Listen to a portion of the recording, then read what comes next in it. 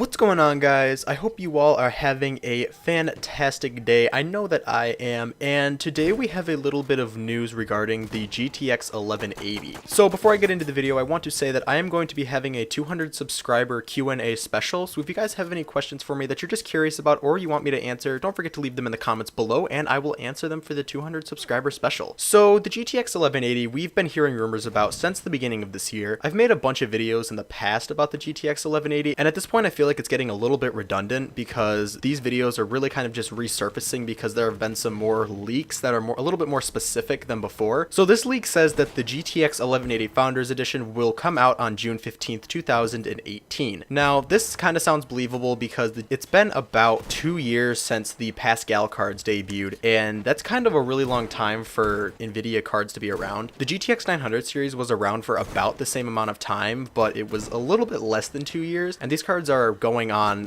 nearly 2.5 years at this point. So this release date sounds believable, but the other thing I wanted to cover is the specs. Now, I'm not going to put the specs up on screen in case they do end up being real, but these specs sound incredibly similar to the GTX 1080 Ti. Now, that could mean a couple of different things, and if these specs are real, then I honestly would be pretty hyped because the GTX 1180 having the specs of a GTX 1080 Ti signifies that there's another huge generational leap that we saw similar to the 900 to the 10 series. Now, the GTX 1180 is rumored to be sporting the Turing architecture, which is a little bit different because we thought we were going to be seeing the Ampere and Volta architecture kind of make a re-debut from the Titan V. Now, this graphics card is rumored to be sporting the 10mm FinFET process, and it's supposed to have a GPU called the GT104. Now, the CUDA cores are the same as on the 1080 Ti, the TMUs are a little bit higher than the 1080 Ti, the ROPs are the same as the 1080 Ti. The core clock is a little bit higher than the 1080 Ti, and so is the boost clock, and it's rumored to be sporting nearly 13 teraflops of performance. Now, the thing that does worry me a little bit is the rumored 256-bit memory interface. Now, on the 1080 Ti, this was 352 bits, and I don't really know why they would reduce that much. I mean, this isn't meant to be the flagship card for NVIDIA, but it does worry me a little bit. Now, the memory bandwidth is rumored to be 512 gigabytes per second, and it has a TDP of 170 to 200 watts. That is a ton compared to modern graphics cards such as the 1050 Ti, which only draw about 75 watts from the motherboard. So what do I think about this? Well, to be honest, this is a little bit exciting, but I'm not going to really get my hopes up yet. We saw similar leaks to this earlier in the year, and to be honest,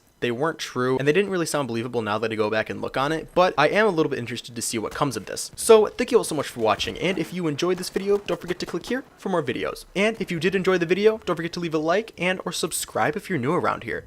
So, thank you all so much for watching, and I'll catch you in the next video.